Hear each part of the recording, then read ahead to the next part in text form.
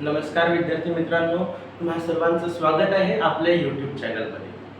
आज आपण क्लास 12 चा 10वा चॅप्टर म्हणजे हेल्थ अँड डिसीजेस स्टार्ट करणार आहोत. तर मित्रांनो, तुम्हाला माहित आहे का की हेल्थ म्हणजे नेमकं काय असतं? हे क्युरिओसिटी भरपूर जणांच्या मनामध्ये असणारच. पहा, हेल्थ म्हणजे आपल्याला असं वाटतं, आपला असा संभ्रम आहे की हेल्थ म्हणजे काय, की आपल्याला कोणतीच बिमारी नाही आहे, आपण सगळं चांगल्या परिस्थितीत आहे, म्हणजे काय हेल्थ. अब्सेन्स ऑफ डिसीज म्हणजे हेल्थ असणे, हे आपला भरपूर दिवसापासूनचा संभ्रम आहे. पण WHO काय सांगते? WHO नुसार हेल्थ काय आहे? Health is a state of कोणती स्टेट? स्टेट म्हणजे काय? कंडिशन. महाराष्ट्र नाही. स्टेट म्हणजे काय? कंडिशन. कोणती condition ray? State of complete कोणकोणती? फिजिकल. FIZICAL physical. आणि फिजिकल सोबत काय? मेंटल. आणि सोशल. कोणकोणत्या तीन?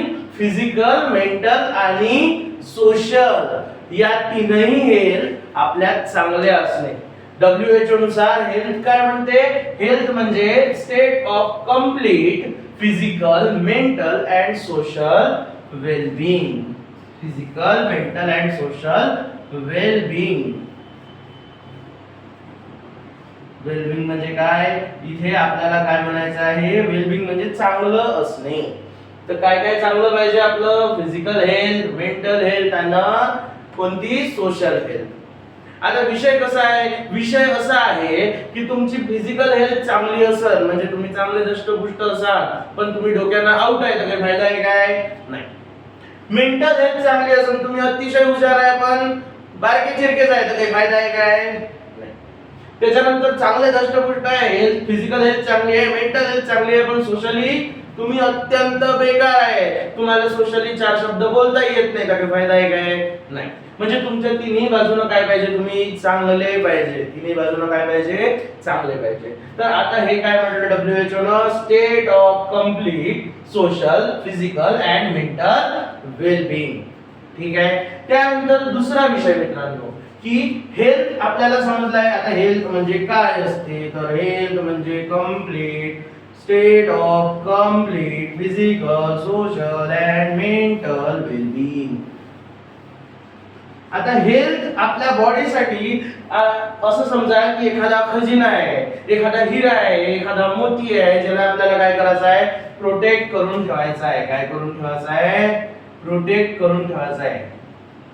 बरं, आता हे एवढी महत्त्वाची गोष्ट आहे. साखर आहे म्हणजे मुंग्या असणच.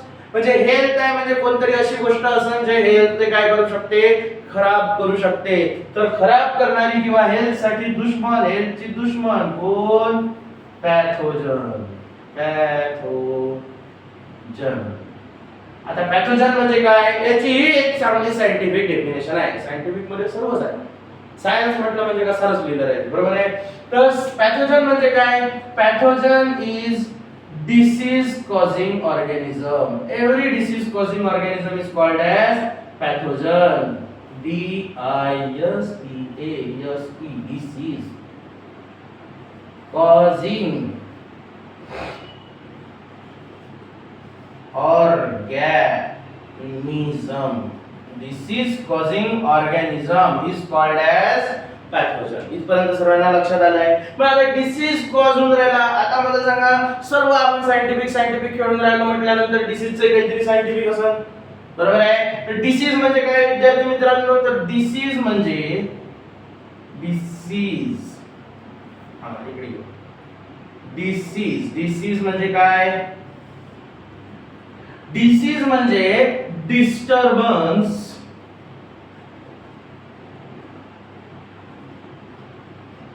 In biological process. डिसीज म्हणजे काय? Disturbance in biological process. एखादी प्रोसेस चांगली चालू आहे, जसं तुमचं पचन एक नंबर चालू आहे, पण 3 महिने आधीचा समोसा खाल्ल्यानंतर तुमची सकाळी मस्त हालत खराब होते, तर त्याला काय म्हणू आपण? डिस्टर्बन्स झाला. की चांगलं डायजेशन चालू आहे पण तुमचं काहीतरी खराब झालं. पोट खराब झालं, बरोबर आहे. त्याच्यानंतर तुमचं मस्त श्वास घेणं चालू आहे, अस्थमा झाल्यानंतर तुमचं काय झालं, श्वास घेण्याची प्रोसेस डिस्टर्ब झाली, म्हणजे काय झालं, तुम्हाला डिसीज.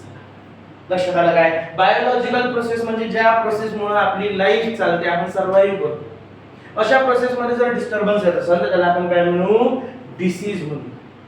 समजून राहिले काय? तर हे पॅथोजन जे आहे हे आपल्या पिक्चरचे काय आहे बाबू, विलन आहे. काय आहे, विलन आहे. मग विलन आहे तर विलन काय कॉज करते, डिस्टर्बन्स कॉज करते, तबाही कॉज करते. तबाही म्हणजे काय, डिसीज. आता हे जर विलन आहे जे आपल्या हेल्थच्या मागे लागले आहे तर कोणीतरी प्रोटेक्शन देणारे असेल. प्रोटेक्शन देणारे कोण आहे, दोन गोष्टी आहे. एक तर असते आपल्याला काय मेंटेन करायला लागते, हायजीन, HYGIENE, हायजीन, बरोबर आहे. हायजीन म्हणजे काय, it is the science of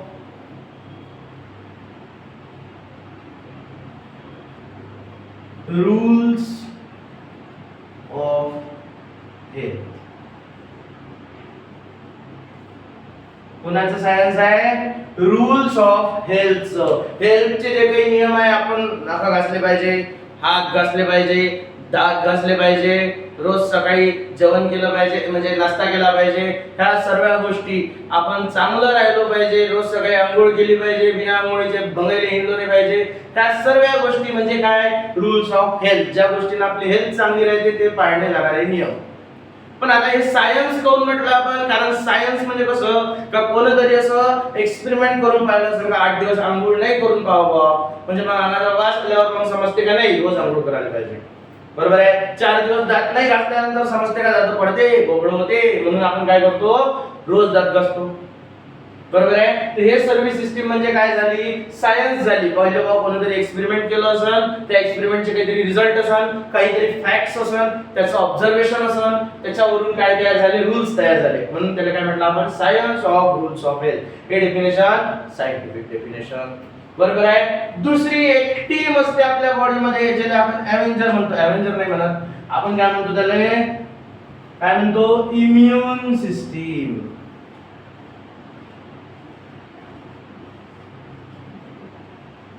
immune system काय आहे, immune system is the system which protects our health from disease. काय करते रे, हे सिस्टीम काय करते, प्रोटेक्ट करते, प्रोटेक्ट करते कोणापासून, फ्रॉम पॅथोजन्स.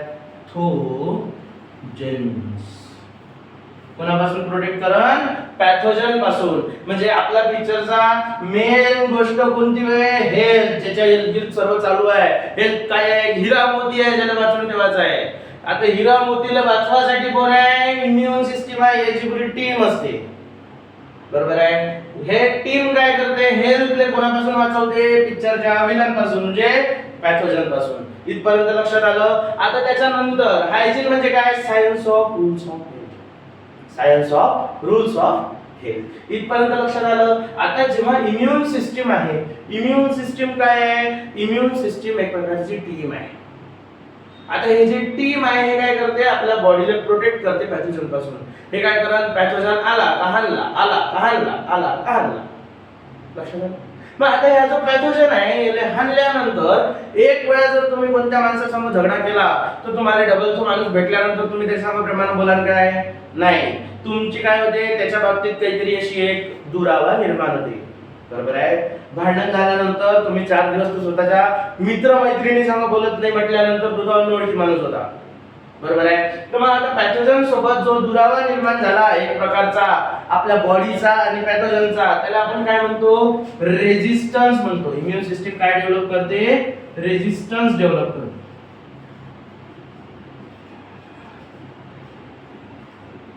आता रेझिस्टन्स म्हणजे काय, ability of the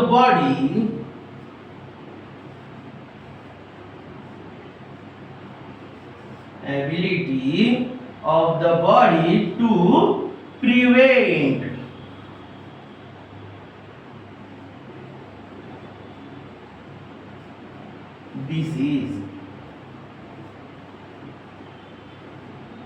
disease prevent करण्याची ॲबिलिटी. आता पहा रेझिस्टन्स आणि इम्युन सिस्टीम मध्ये फरक काय आहे? इम्युन सिस्टीम काय करते? प्रोटेक्ट फ्रॉम पॅथोजन, म्हणजे आपल्याला डिसीज पासून प्रोटेक्ट करते, म्हणजे तो आला त्याला हाणला म्हणजे प्रोटेक्शन केलं, बरोबर आहे.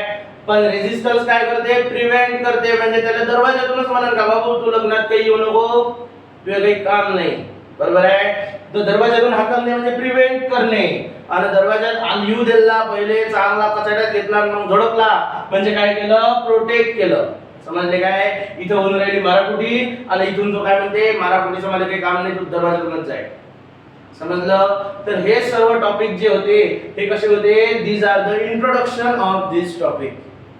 हे सगळं पार्ट होता इंट्रोडक्टरी पार्ट.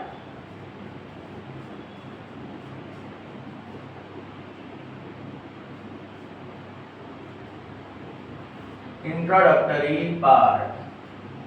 आता याच्यानंतर आपण पुढच्या व्हिडिओमध्ये इम्युनिटी हा पार्ट डिटेल मध्ये पाहणार आहे. इम्युन सिस्टीम म्हणजे हे जे टीम आहे त्या टीमचे मेंबर्स कोण कोण आहे, त्या टीम मध्ये किती मेंबर्स असते, त्याच्यावर कोणकोणत्या पॉवर्स असते, कोणी चांगले आहे काय, कोणी गुंडे आहे काय. आता माराकुटी म्हटल्यानंतर गुंडे तर आलेच. ह्या सर्व गोष्टी आपल्याला काय पाहायच्या आहे? इथं इम्युनिटी मध्ये पाहायचं आहे. आता या चॅप्टर आपण थोडा डिटेल मध्ये पाहू.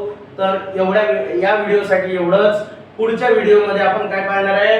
इम्युनिटी पाहणार आहे. तर धन्यवाद विद्यार्थी मित्रांनो, चॅनलला सबस्क्राईब करा आणि पुढच्या व्हिडिओची वाट पहा.